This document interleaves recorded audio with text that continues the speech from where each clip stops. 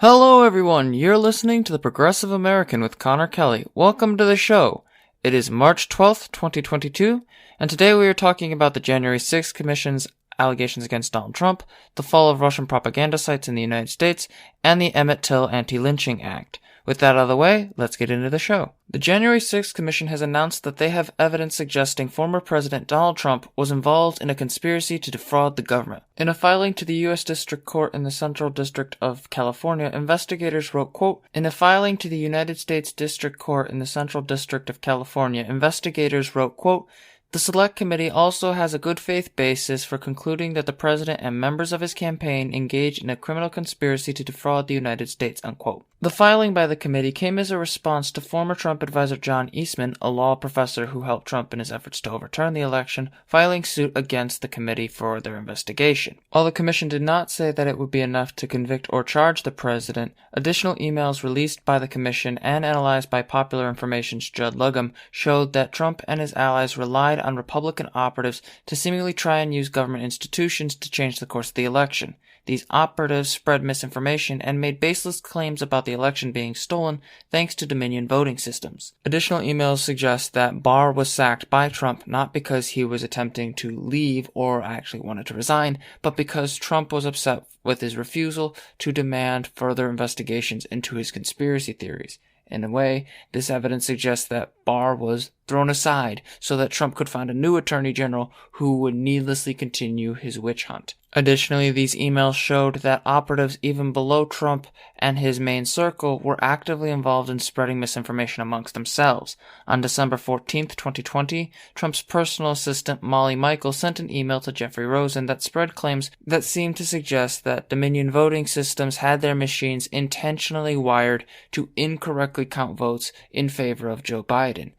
It's worth noting that the person responsible for these claims has repeated them before without providing any evidence, and they have been proven false time and time again in court. And that reality is even more damning when you consider what happened after Barr left. After Barr stepped aside, Trump purportedly attempted to convince the Department of Justice to write a brief to the United States Supreme Court in an attempt to overturn the election. In an email to Rosen, Trump allies argued that they would need to file a case against Michigan, Georgia, Wisconsin, Pennsylvania, and Nevada, all states which Biden won, though that filing never went through. Now, I personally don't think that this is going to end with Trump being arrested or anything like that. People like Trump almost never get charged for their actions in a government or in business, especially if they are former presidents. That said, the fact that the commission has emails showing that Trump was attempting to use the legal system to file baseless claims of a conspiracy theory, and the fact that he tried to use the Justice Department to achieve those ends, is reason enough for prosecutors to at least use the committee's findings if they want to go after him, if there is any legal recourse anyway. When it comes to something like this, when it comes to a president attempting to overturn the election, especially when using the power of the government to do it, I think we can all agree that so long as there is no pushback against this kind of thing, it will be repeated by those who come after Trump. And that's a problem not just in terms of what it represents for the state of mind of our country, but it also represents a problem for the legal system and for our democracy. You cannot have people making ridiculous claims in court about voting machines, changing votes, even though there are paper ballots that they can literally track in comparison to the voting machines. You cannot have that, because so long as people keep making these claims ad nauseum, the integrity of our elections and the trust people put in those elections will falter indefinitely. So if there's going to be any trust in the government or in our institutions, especially in elections, there needs to be consequences for those who engage in this conspiracism. Even a threat of consequence would be better than what we're getting right now.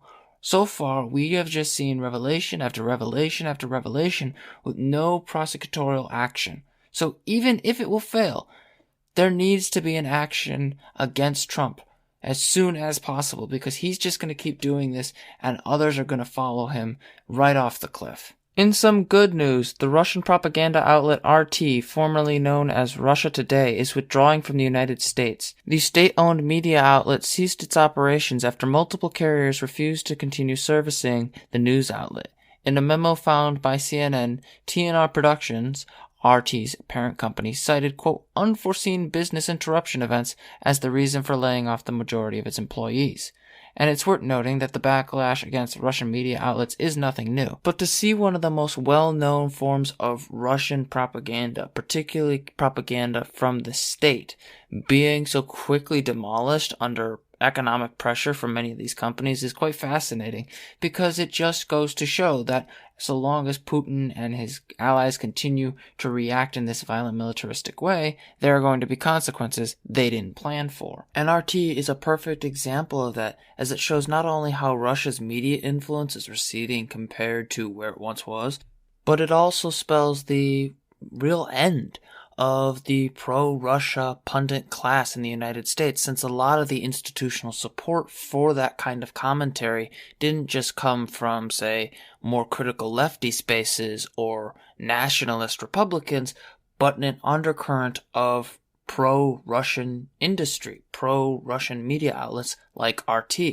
And without those voices, without that particular perspective, as dishonest and as state-controlled as that perspective is, it will inevitably undermine, to some extent, that kind of blind devotion to Russia and its sort of commentary, rare as it is.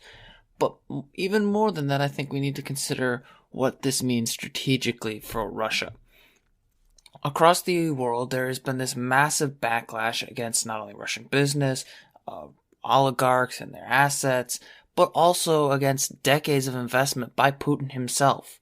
I think it really needs to be emphasized that this war that Putin has decided to wage unilaterally, many times at the expense of people close to him and to his people, he's also undermining and destroying a lot of the investments that he made, which makes me question whether or not he realizes what he's doing to his own investments. I don't know what Putin's end goal is, but at least on the media front, he just lost a major component of his media empire, and it could very well bite him in the long term. In some more good news, an anti-critical race theory bill has failed in the Indiana legislature. Per a report by Popular Information, the Indiana bill that was intended to counteract critical race theory in K-12 schools has fallen short after a series of blunders. The trouble began in January thanks in part to a section in the bill that required teachers to remain, quote, impartial in teaching curricular materials. This phrasing was an intense source of outrage, as teachers warned that this could lead up to incredibly dangerous equivocation on serious moral issues, especially in their profession of history. Testifying against the bill, history teacher Matt Bockenfeld argued firmly against it, saying he was teaching about the rise of Nazism, and that if this bill were to pass, the literal words of the law would mean that he would have to create moral equivocation on Nazism and other amoral political organizations and ideologies. In his testimony, Bockenfeld explained his position further, warning that it was the duty of a history teacher to call out these evils, saying, quote, we take a stand in the classroom against it, and it matters that we do, unquote. The Republican response to this argument was, quite frankly, horrible. Indiana State Senator Scott Baldwin argued that teachers like Bockenfeld had to be impartial when dealing with figures and ideologies, saying, quote, I believe that we've gone too far when we take a position on these isms. We need to be impartial, unquote. Baldwin would later withdraw these comments considering they involved Nazis, but the damage was done. Numerous other scandals would also break out, and they would lead to the bill's eventual failure. It is always nice to see a terrible idea get thrown out, but what these gaffes reveal about the Republican effort against CRT is still concerning. For one, the argument that history must be neutral in all cases is a cover for what the CRT attack actually is, an attack on intellectual independence. If they can control what is said in the schools, they can control what children think when they leave the classroom, and the best way to control people is to hide information from them, or better yet, to give a false impression about that information. But even with that terrifying thought out of the way, consider what Senator Baldwin was saying. He was saying that history as a profession requires complete neutrality on facts. There's no critical examination of the implications of historical phenomenon or historical events or the people that were hurt in those events, some of whom are still alive to this day. To him and other Republicans, history is a question of who, what, when, where, and that's it. There's no why, no what about the people involved, no humanity to history. And that fundamentally is a problem, because a lot of times I have heard people talk about, well, why do we have to talk about this? Why do we have to talk about that? Why can't we talk about the larger picture on this and that? And usually that larger picture is just orthodox history without any consideration of the things that are neglected. But a lot of times there's this view that there is an objective understanding of history, and any consideration or revision of what we previously understood to be the correct interpretation of history is seen as an attack. And that's just wrong. I'm sorry, but history is not a stagnant point of view. It is constantly changing with new evidence, new interpretations, new questions to consider. For the longest time, the lost cause was accepted historical parlance. It was an accepted interpretation in academia. The same ideology that lied and hid the truth about the Civil War and how it was, quite frankly, a war about slavery. That idea that it wasn't, that idea that it was about states' rights, that was common in academic circles, particularly in the South. It took revisionists in the 60s to actually start questioning the narratives and the evidence presented by Orthodox historians to get that changed. So when people start talking about being neutral in history, removing the politics from the history, what they're ignoring is that all history, by its very nature, is political, because history is the story of us. And you cannot deal with human beings without dealing with their politics, as much as we'd like to avoid that. And Indiana, although it failed to pass this bill, is not alone in attempting to promote this idea that there is an objective set of ideas surrounding history that should be interpreted through a narrow, orthodox lens at all times.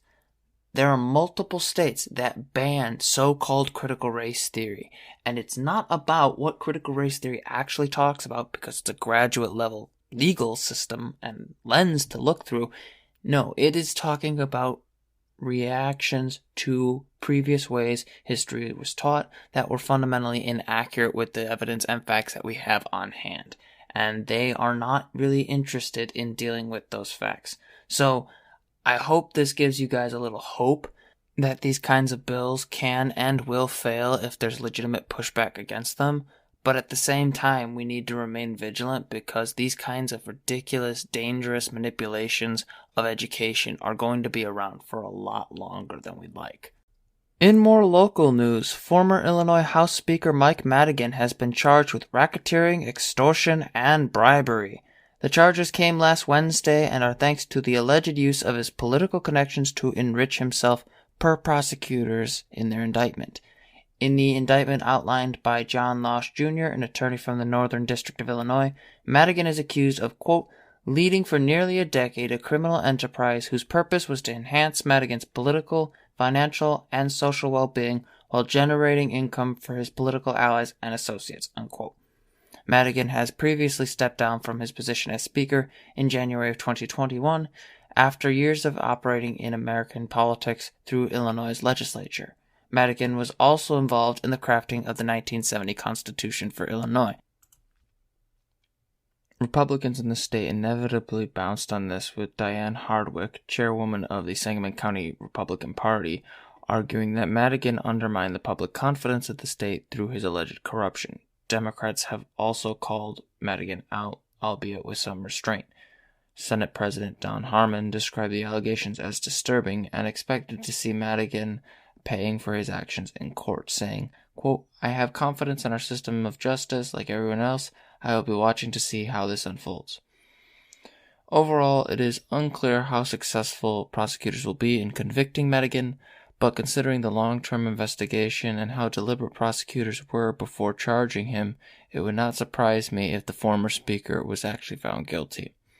Whatever happens, I do think this is an opportunity for not only the state of Illinois, but also for the Democratic Party, because for once, their major leadership is in flux. Removing Madigan and doing everything in their power to disassociate from him would not only allow the Democratic Party to reframe themselves, not only allow them to reinvent themselves, but would also give them a powerful rhetorical tool when saying not only are their members of their old guard gone, but they also can fight against some of their own corruption, while also pointing out that the Illinois Republicans have not done that when it comes to associating with people like Donald Trump. Still, so long as the Democratic Party plays this out in a overly cautious manner, it'll appear as though they are defensive about Madigan and their associations, which is understandable. But at the same time, when you deal with something like this, and you're dealing with a political figure as important as Madigan, but so long as Democrats fail to adequately respond to this controversy, they will have it used against them. And unfortunately, with the election coming up, I wouldn't be surprised if we saw a lot of ads comparing Illinois leadership to Madigan. Alright, I'll be right back after this break. We have a great show for you. Don't go anywhere. In a historic moment, the first federal anti-lynching law passed in the House and Senate and is on its way to President Biden's desk. After nearly 200 years of failed efforts to pass federal statutes against lynching, the Emmett Till Anti-Lynching Act will be law. The act was first proposed by Representative Bobby Rush in 2019, and initial reporting suggested that it might not pass after Senator Ted Cruz challenged the need for an act in the first place, although the GOP eventually seemed to see the usefulness of having such an act passed. And it's good to see that these kinds of acts are brought forward, considering Ahmaud Arbery's case and America's long-standing history of violence against African Americans and its continued inability to respond to that violence as it goes on today. But when I look at this, when I hear that we have finally passed an anti-lynching act on the federal level, I can only ask this simple question: what the hell took so long? This isn't the first time there was an official act that was proposed to ban lynching or expand anti-hate crime legislation. It took this long because, in a way, our government was not seen as capable of handling this, and because what we saw as important, i.e., protecting all of our citizens, was not taken seriously. And only now that it has become politically viable to pass an act like this, we finally see something like that. And even with the law being passed almost unanimously, there are still individuals who are mad at basic protection being applied to prevent violent acts of racism. Daily Wire contributor Matt Walsh recently made a video talking about the Anti-Lynching Act and seemed to claim that it was an extension of woke virtue signaling that a problem like lynching could still even exist. These are volatile times, dangerous times. War has already broken out in Eastern Europe. If the crisis is not handled with prudence and resolve and restraint and foresight, the conflict could well spread across the globe, sending us barreling headfirst into another world war. This is a time for competent, assured, intelligent leadership. It's unfortunate, then, that the Western world is led by the most pathetic collection of morally bankrupt half-wits our civilization has ever seen. These are the people we must entrust to guide us through this calamity without getting 50 million people killed in the process. Frankly, I don't love the odds right now. And I'm not feeling any better today considering what happened in D.C. last night. With the world teetering on the brink of nuclear destruction, Congress, which can never be accused of having its priorities straight, got together to work on making lynching illegal. Yes, that violent act which literally hasn't occurred one single time in this country in at least 40 years, that's the thing they decided to focus on. They might as well pass a law prohibiting the use of giant catapults to storm fortresses. Maybe next they can finally legally ban people from burning witches at the stake. How about a law once again abolishing the transatlantic slave trade? Now, these comments that Walsh made go about 10 minutes for the full video, so if you want to go check that out, you feel free to, but at the moment I'm not going to flood my podcast with Matt Walsh's commentary. What instead I think we need to talk about is how the reaction to an act against racial violence, against murder on the basis of race, is something that is seen as a horrible thing. Mind you, this was not proposed when Ukraine first started out. It had been several years in the works. So this whole comparison of saying, oh, why is our government so focused on ending lynching or making legal protections against lynching in the middle of this war, even though it was already an issue that they had taken up several years prior. Now it had finally gotten passed. But more to the point, when he says something like, lynching hasn't happened in nearly 40 years, that's the kind of problem we're talking about when it comes to how we think of lynching. For me, I would say what happened to Ahmaud Arbery constituted a lynching in that it was so clearly motivated by race, so clearly motivated by an attempt to control and restrict a man's right to travel on the color of his skin as the justification. That kind of thought process, at least in my opinion, should be construed as lynching. And there is plenty of examples of the police and other vigilante wannabes coming around and trying to restrict African Americans' ability to travel and live in peace, and who are willing to use lethal force to maintain that presumed authority, which makes the Anti-Lynching Act all the more necessary, because so long as those far-right individuals continue to exist in our society, our legal system will have to confront them if African Americans are going to have their rights guaranteed. So no, Matt Walsh, this does not happen in the traditional sense anymore, because we don't exist in the old ways anymore. Racism as we understand it, racial violence as we understand it, is not the same as it was in Jim Crow. It's taken on a new form, and in some cases, it's instituted through our government, through our police force, and through our willingness to let people with guns who are presumed to be the good guys control the institutions and our society around us. So it's not virtue signaling to pass a basic act that nobody should already be violating in the first place, and it is not virtue signaling to expand the definition of lynching to encompass more acts of violence against African Americans to prevent those acts of violence. The way that this is handled by Walsh and others is despicable, because considering it was a bipartisan bill, he's complaining about a bipartisan bill to basically say, look, we have this issue that we think should be addressed because all racial violence is completely and utterly unacceptable, and we are going to do something about it to make sure this kind of evil never comes back. And his response is to say, well, what about Ukraine? And to be clear, I have said this time and time again, what's happening in Ukraine is incredibly important. But using the suffering of one group of people as a weapon against another to pretend like we shouldn't be solving issues simultaneously, like there aren't multiple attempts to propose new bills or billions of dollars being sent to Ukraine to help them endure what they're facing in Russia, and as a way to throw away any protections for African Americans here at home, is completely and utterly unacceptable. But his audience will love that. He'll think of it as the Democrats being completely naive and just making up laws to solve problems that aren't real anymore. And his audience will uncritically keep eating it up because it appeals to their fantasy of Democrats not being able to govern, even though their guy couldn't be bothered to deal with COVID or anything else for that matter.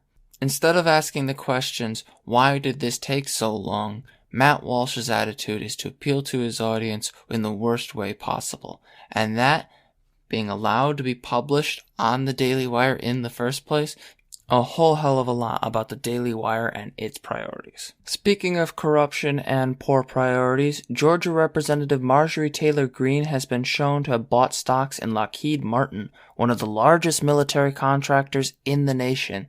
These reports came out as a result of Marjorie Taylor Greene posting on Twitter claiming that the war in Ukraine was a cover to distract from Biden's domestic policy. In response, Congress Trading, a database for examining congressional stock options and finances, called attention to disclosures by Greene showing that she had as high as $15,000 in stock with Lockheed Martin. Of course, this is not surprising. Stock trading in Congress is something that remains a constant problem. Some analyses show that nearly 100 members of Congress have violated current stock prevention laws, but there's nothing to be done about it. Or at least, that's how we usually get a response to this kind of issue. However, this outrage and this frustration at stocks has not gone without some sort of action. Georgia Senator John Ossoff has proposed to ban stock trading within both houses of the legislative branch, and others have come out to support him. Some, such as Senator Elizabeth Warren, have also come out in favor of Ossoff's bill and have introduced their own version. Under Senator Warren's plan, members of Congress would be prohibited from engaging in stock trading, and their spouses would be as well. Now, I think we all know where this is going to go. With the war ongoing and the midterm elections coming up, nothing short of a miracle will allow these bills to pass. But that doesn't mean they shouldn't be on the American people's mind for consideration every single congressional session. We have a serious problem with money in politics, but we also have a massive problem with what looks like insider trading. And I'll just say it, many members of Congress are engaging in it at some point or another. So when people like Marjorie Taylor Greene complain about the profits of war, they're not actually looking at the problem. They're not actually interested in ending the profiteering or the insider trading that regularly occurs because she's a participant in it. Her goal is to appeal to the desire for reform, to go after Biden in a time of conflict and pretend like she actually cares. It's a sort of faux outrage. I have this problem. We see it's profitable for wars to occur, for the United States to send aid to other countries, and there's all these interests. But pay no attention to my investments in those same interests. And over again, we see this pattern. It's nothing new. The hypocrisy, the deception, the gut-wrenching reaction to a problem, and then doing nothing about it. So, if you are of the opinion, like Marjorie Taylor Greene claims to be, that we have a problem with corruption and profiteering in Congress and in times of war, that kind of profiteering, or just in general, is unacceptable to a healthy democracy, I agree with you.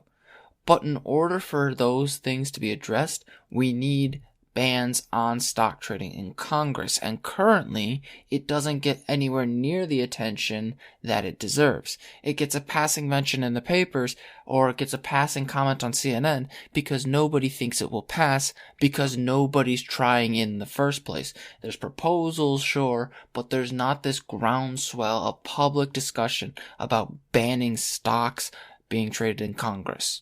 Period. So I want this kind of to be an example, if you will. I wanted to talk about this, about the military-industrial complex, and I think that's all important. But really, I think it's worth mentioning how insane the idea of our legislatures being comprised of people who are trading in the very economy they are supposed to be regulating.